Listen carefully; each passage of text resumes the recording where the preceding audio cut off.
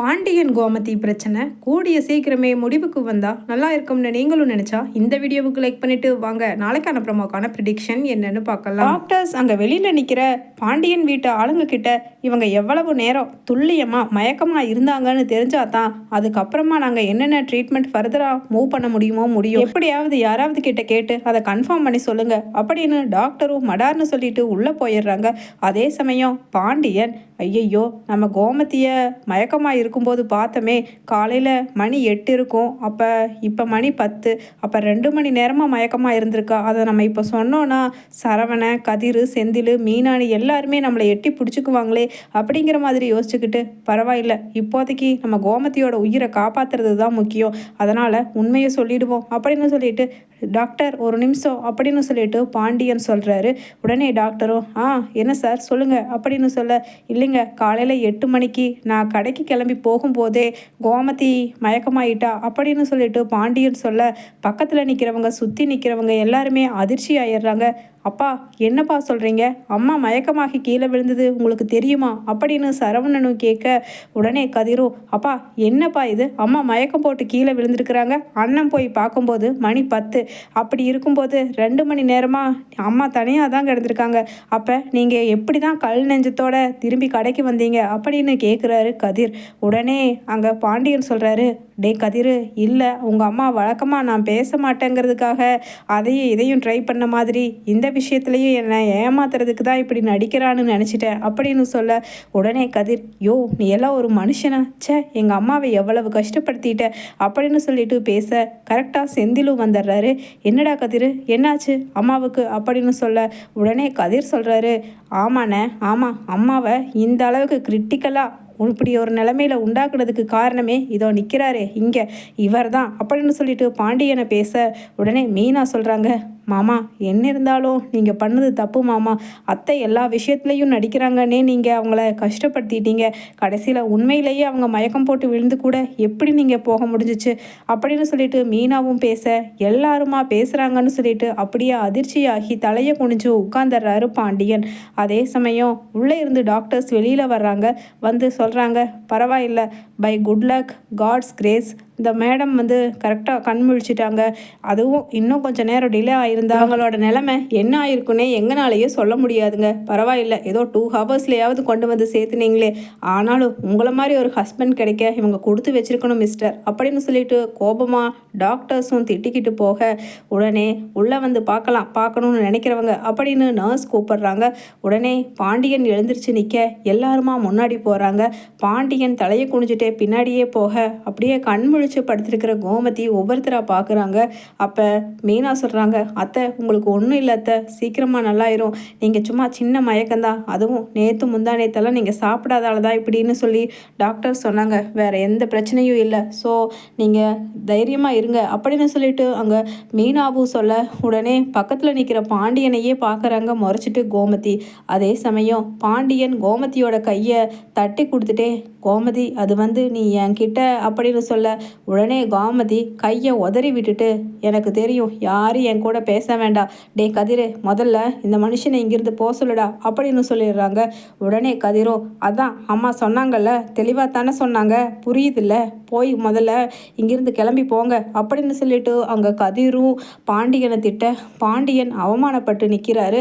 உடனே மீனா சொல்கிறாங்க, கதிர் கொஞ்சம் அவசரப்படாதீங்க, அத்தை தான் கோபத்தில் சொல்கிறாங்கன்னா என்ன இருந்தாலும் மாமா தப்பா அப்படி நினச்சிட்டது தப்பு தான், இல்லைன்னு சொல்லலை, அதுக்காக அத்தை மேலே பாசம் இல்லைன்னு ஆயிடுமா, அவர் ரொம்பவுமே பரிதவிச்சு போய் அங்கே வெளியில் கீழே உட்காந்து அழுததை பார்த்தீங்கல்ல, அப்படி இருக்கும்போது எதுக்காக மாமாவை இப்படி பேசுகிறீங்க, அத்தை நீங்கள் பேசுங்க அத்தை மாமா கிட்ட அப்படின்னு சொல்லிட்டு மீனாவும் சொல்ல, உடனே நீ நிறுத்துறியா மீனா, நீ ஒன்றும் எனக்கு அட்வைஸ் பண்ண வேண்டாம், இது எங்கள் 2 பேர்த்துக்கு இருக்கிற பிரச்சனை, அதனால் இவர் முகத்தில் முழிக்கிறக்கே எனக்கு பிடிக்கல, இங்கிருந்து கிளம்பி போக சொல்லு அப்படின்னு சொல்லிட்டு அங்கே கோமத்தையும் சொல்ல, உடனே முத்துவேல் வேக ஓடி வர்றாரு.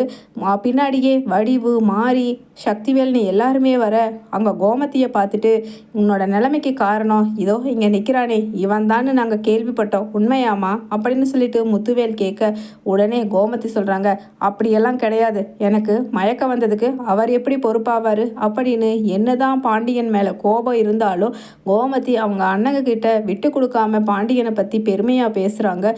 உடனே என்ன இருந்தாலும் நீ உன் புருஷன் பொட்டி பொட்டி கடைக்காரனா இருந்தாலும் அவனை விட்டு கொடுக்காமத்தான் நீ பேசுவேங்கிறது 30 வருஷத்துக்கு முன்னாடியே தெரிஞ்ச விஷயந்தான்.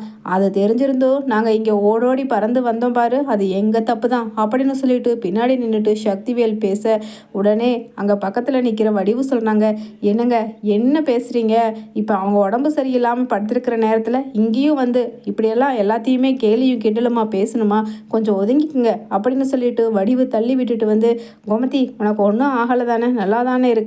அதுவும் ஆள் இல்லாத வீட்டில் நீ மயங்கி கிடந்தேன்னு கேள்விப்பட்ட உடனே எங்களுக்கே ரொம்ப சங்கடமாக போச்சு. பக்கத்தில் இருந்து கூட எங்களால் பார்க்க முடியாமல் பேச முடியாத சூழ்நிலையில் நம்மளுக்கு இப்படி ஒரு பிரிவு வந்துடுச்சுன்னு அப்படின்னு வடிவும் பேசிக்கிட்டு இருக்க, உடனே முத்துவேல், யாரும் ஒன்றும் இங்கே அழுது புலம்ப வேண்டாம், அதுதான் அவள் புருஷன் அவனை பார்த்துக்குவான்னு சொல்லிட்டால கோமதி, இனி நமக்கு என்ன வேலை, கிளம்பலாம் அப்படின்னு சொல்லிட்டு அங்கே முத்துவேல் சொல்ல, உடனே பக்கத்தில் நிற்கிற கதிர் சொல்கிறாரு, அம்மா எல்லா பிரச்சனைக்கும் காரணம் இவர் தான் அம்மா, இவரை விட்டு கொடுக்காம எதுக்குமா நீங்கள் பேசுகிறீங்க? எனக்கே ரொம்ப கஷ்டமாக இருக்குது. இவர் பண்ணினது சின்ன வேலையா? அதுவும் உங்களை உயிருக்கு போராடுற நிலைமையில தெரிஞ்சே விட்டுட்டு போகிறது எவ்வளவு ஒரு மனசே சாந்தி அடையாத அளவுக்கு எனக்கு ஆதங்கமாக இருக்குமா இவர் மேலே அப்படின்னு சொல்ல, உடனே பாண்டியன் சொல்கிறாரு, இதை பாருடா, ஆஸ்பத்திரின்னு பார்க்குற, இல்லைன்னா வாயில் நல்லா வந்துடும். எல்லா பிரச்சனைக்கும் காரணம் நீ தான்டா. நீ அதோ அங்கே நிற்கிறாளையா உன் பொண்டாட்டி ராஜி, அவளை கல்யாணம் பண்ணிட்டு வந்து எப்படியோ என்னை ஏமாற்றி உங்கள் அம்மா கூட சேர்ந்து சதி பண்ணி இத்தனை முட்டாள்தனம் பண்ணீங்கிற ஆதங்கம் தான்டா கோமதியை அன்னைக்கு பார்க்காம போனதுக்கு காரணம். மற்றபடி அவளை நான் வேணும்னு விடலை, அதனால் இந்த பிரச்சனைக்கு காரணம் நீ தான் அப்படின்னு சொல்லிட்டு அங்கே கதிரையும் திட்ட, பக்கத்தில் நிற்கிற முத்துவேல், இதை பாரு பாண்டியா, தேவையில்லாமல் நீ என் மாப்பிள்ளையையும் என் பொண்ணையும் பேசுகிற அப்படின்னு சொல்கிறாங்க. உடனே ஐயோ கடவுளே, எனக்கு மயக்கம் வந்தது, உண்மையிலேயே சாவு வந்திருந்தா கூட தேவையில்லை அப்படின்னு கோமதி புலம்புறாங்க. உடனே டாக்டர்ஸ் வந்துட்டு, இது என்ன ஹாஸ்பிட்டலா இல்லை சந்தை கடையா? ஆளாளுக்கு கூட்டம் சேர்ந்து இத்தனை பேர் பேசிக்கிட்டு இருக்கீங்க, அதனால் தயவு செஞ்சு எல்லாரும் வெளியில் போங்க, முக்கியமான ஒரே ஒருத்தரை தவிர அப்படின்னு சொல்லிட்டு நர்ஸ் எல்லாமே திட்ட, உடனே மீனா சொல்கிறாங்க, ஆமாம் எல்லாரும் கிளம்பி போங்க, நான் பார்த்துக்கிற அத்தையை அப்படின்னு சொல்ல, உடனே நர்ஸ் மீனா கிட்ட சொல்கிறாங்க, இது பாருங்கள், இப்போவே இவங்களை டிஸ்சார்ஜ் பண்ணி நீங்கள் கூட்டிகிட்டு போயிடலாம், பட் இவங்க கரெக்டாக சாப்பிடணும், அதே சமயம் ப்ரெஷர் சுகர் எல்லாம் கரெக்டாக இருக்கான்னு ஒரு 2 நாளைக்கு ஒருக்கா செக் பண்ணிக்கணும், வேறு எந்த ட்ரீட்மெண்ட்டும் இவங்களுக்கு கிடையாது, ஷீ இஸ் ஆல் ரைட் அப்படின்னு சொல்லிட்டு டாக்டரும் சொல்ல, உடனே மீனா சரி டாக்டர் நான் பார்த்துக்கிறேன்னு சொல்லி அத்தை கிளம்பலாம் வாங்கன்னு சொல்லி வீட்டுக்கு கூட்டிகிட்டு போகிறாங்க. வீட்டுக்கு போன இடத்துல பாண்டியன் கோமதி கிட்ட, கோமதி நான் பண்ணது தப்பு தான், இல்லைன்னு சொல்லலை அப்படின்னு சொல்லிட்டு பேச, உடனே நீங்கள் இந்த வீட்டில் இருந்தீங்கன்னா இப்படியெல்லாம் என்கிட்ட பேசாத மாதிரியே இருந்துக்குங்க, திரும்பவும் பேசுறதுக்கு முயற்சி பண்ண தேவையே இல்லை, நான் எங்கேயாவது போயிடுவேன் அப்படின்னு சொல்ல, உடனே கோமதி கிட்ட பாண்டியன், ப்ளீஸ் கோமதி என்னை மன்னிச்சிரு அப்படின்னு சொல்லிட்டு பின்னாடியே போகிறாரு. உடனே கோமதியோ, ஆமாம் பேசும்பொழுது என்ன பேச்சு பேசுனீங்க, கதிருக்கும் ராஜிக்கும் நான் கல்யாணம் பண்ணி வச்சுட்டேன்னு, அதுக்கப்புறம் எத்தனை வாட்டி உங்ககிட்ட மன்னிப்பு கேட்கறதுக்காக வந்தேன், ஆனால் என்னை புரிஞ்சுக்காம கடைசியில் இப்படி என்னோட நிலைமையில இப்படி விட்டுட்டு போயிட்டீங்களே, உங்களை போய் நான் எதுக்கு பேசணும், உங்களை எதுக்கு நான் பெருசாக நினைக்கணும் அப்படின்னு சொல்லிட்டு கோமதி வீட்டை விட்டு அவசர அவசரமாக போக, இதை பாரு கோமதி மன்னிச்சிருன்னு பின்னாடியே போகிறாரு பாண்டியன்.